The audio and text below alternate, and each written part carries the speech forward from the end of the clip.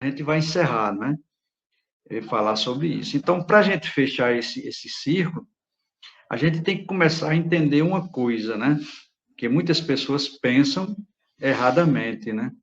Por exemplo, não vamos tirar aqui o mérito, hipótese alguma, da influência de Jesus, o espírito mais puro que o mundo conheceu e o espírito mais puro que a gente tem conhecimento, que veio trazer aí a mensagem direta de Deus para nós, o que é que Deus espera de todos nós.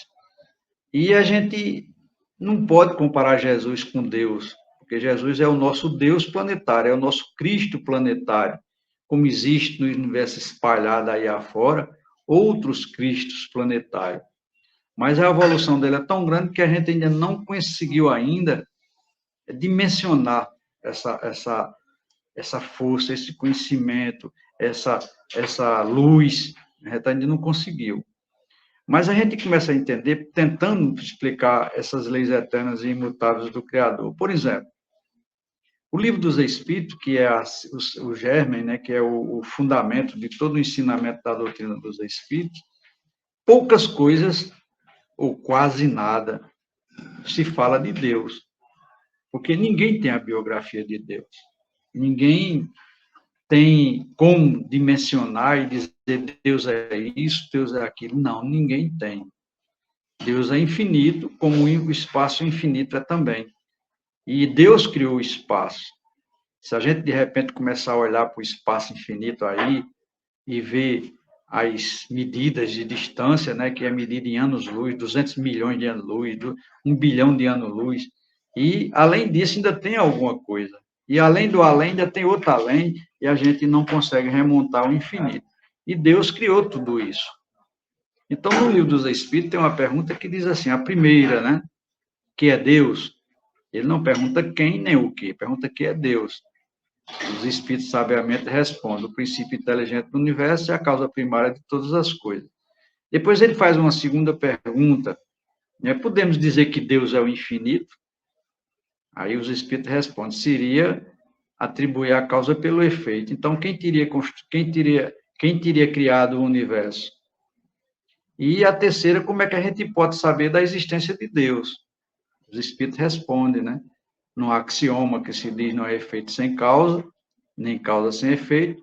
Olha aí ao teu redor tudo que a natureza, que o homem não faz, e a tua razão responderá.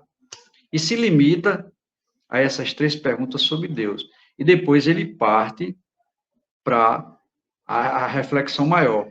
Diz como é que a gente sente a ação de Deus? Através de suas leis que são eternas e imutáveis.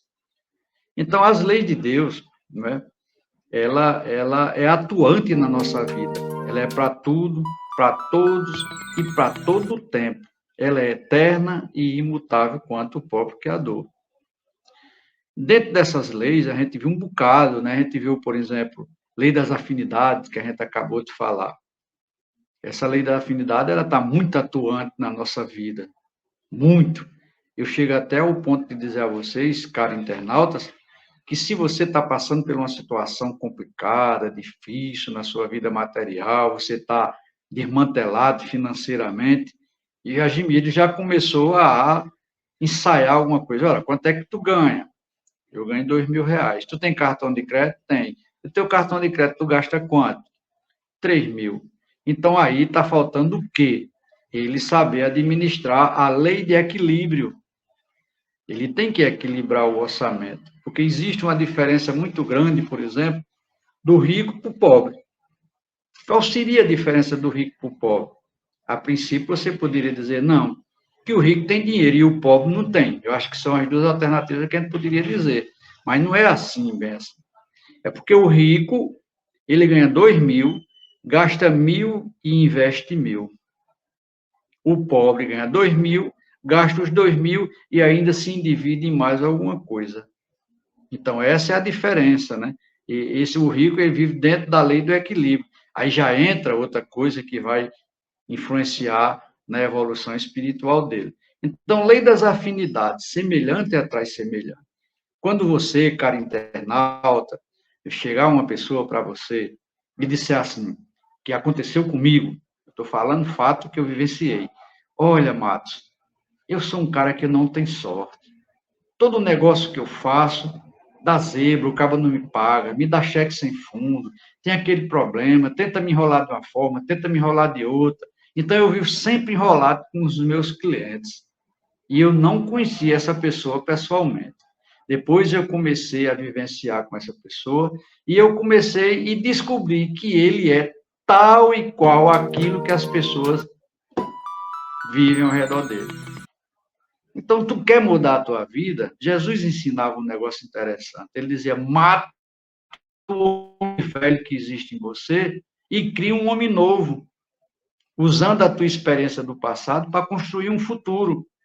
Então, se tu é um caba desorganizado, se tu é um caba desestruturado, se tu é um caba desequilibrado, age diferente, sempre tem tempo para se agir. Vai sempre dizer...